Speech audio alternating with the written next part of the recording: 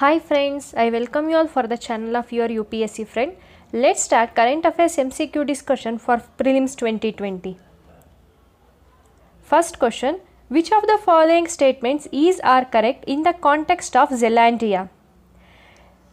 First statement, it is located between Pacific Ocean and Tasman Sea. Second statement, it is considered as the 8th continent. Third statement, mapping of Zealandia is part of a global initiative to map the planet's entire ocean floor by 2030. Here we need to look for the correct statements. Researchers from GNS Science in New Zealand have announced that they have mapped the shape and size of the Zealandia continent in unprecedented detail. Zealandia is considered as an 8th continent. The latest findings of Zealandia are the Zealandia's area is nearly 2 million square kilometers, about half of the size of Australia, but only 6% of the continent is above the sea level. The latest map depicts the coastlines, territorial limits and the names of the major undersea features. The map is a part of global initiative to map the planet's entire ocean floor by 2030. This is regarding the Zealandia, and the correct answer here is all of the above.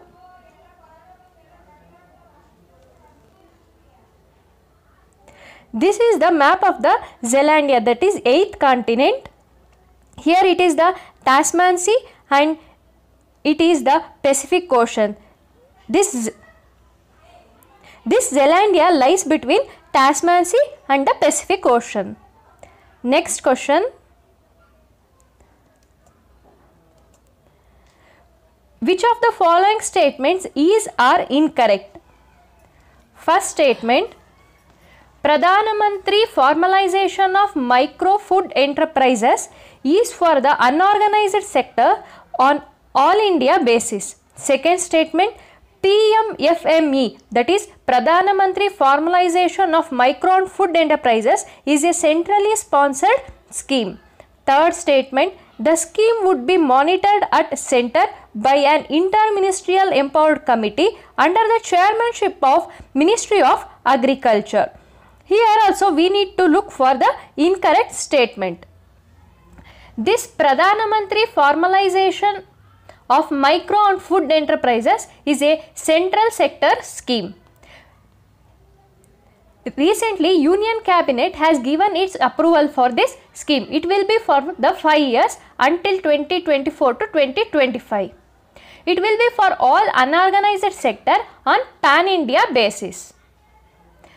The main administrative mechanisms under this scheme are, this will be at the central level, this will be chaired by an interministerial empowered committee under the chairmanship of Ministry of Food Processing and Industries, not by the Ministry of Agriculture. This makes the third statement incorrect. As I said before itself, this is a centrally sponsored scheme and it is on pan-India basis. Hence, we need to here, it is asking for incorrect statement. Hence, the correct answer is C, that is 3 only. Third question. With reference to the religious history of India, consider the following statement. First statement, the concept of Bodhisattva is central to the Hinayana sect of Buddhism. Second statement, Bodhisattva is a compassionate one on his way to enlightenment. Third statement, Bodhisattva delays achieving his own salvation to help all the sentient beings on their path to it. Here, Bodhisattva means an enlightened being. Traditionally, a Bodhisattva is anyone who motivated by great compassion and had generated Bodhicitta, that is to attain the Buddhahood.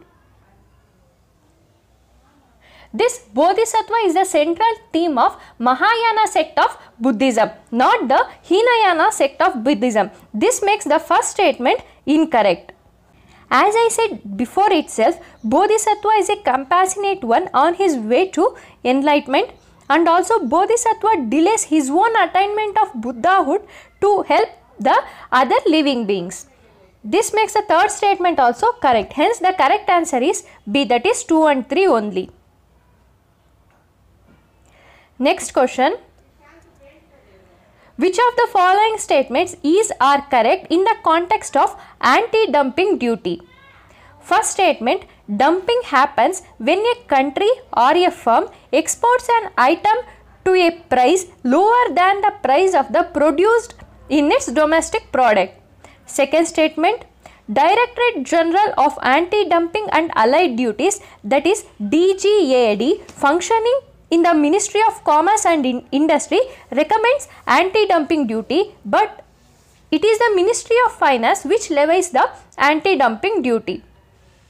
Here also we need to look for the correct statements. First, let's see what is this anti-dumping duty. Consider the country A is exporting to the country B, but it is exporting at such a price which is lower than the manufactured cost in the domestic country. Then the country B can levy anti-dumping duty on country A. This makes the first statement correct. And when it comes to the second statement, Directorate General of Anti-Dumping and Allied Duties, which is functioning under Ministry of Commerce and Industry, recommends the anti-dumping duty, but only the Ministry of Finance will levy the anti-dumping duty. Hence, this makes both the statements correct. That is, the correct answer is C. The other important things are, this anti-dumping duty can be levied, that is, can be levied both on exporter specific and country specific.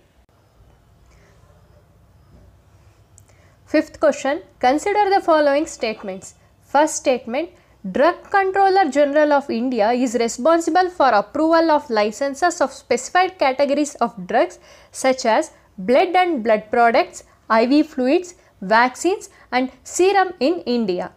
Second statement, it comes under the Ministry of Chemicals and Fertilizers. Here we need to look for the incorrect statement.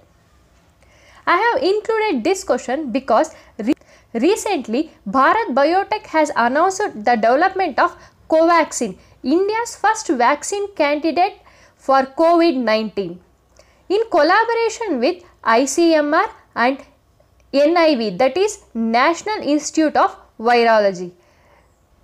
Drug Controller General of India have granted permission to initiate phase 1 and phase 2 human clinical trial for Covaxin. Now let's get back to the question.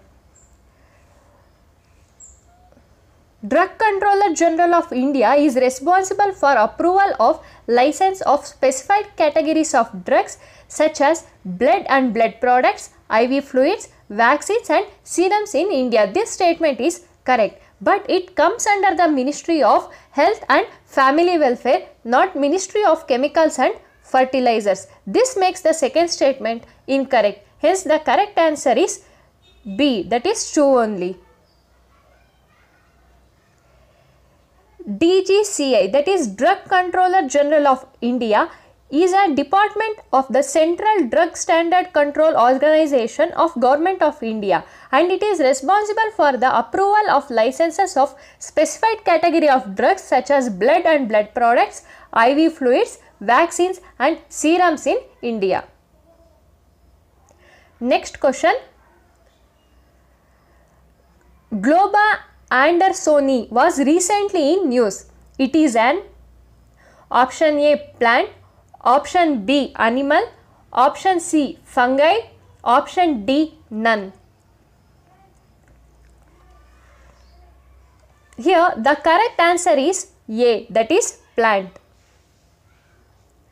This Globa Andersoni was recently rediscovered. It is not discovered, it is rediscovered after the gap of 136 years.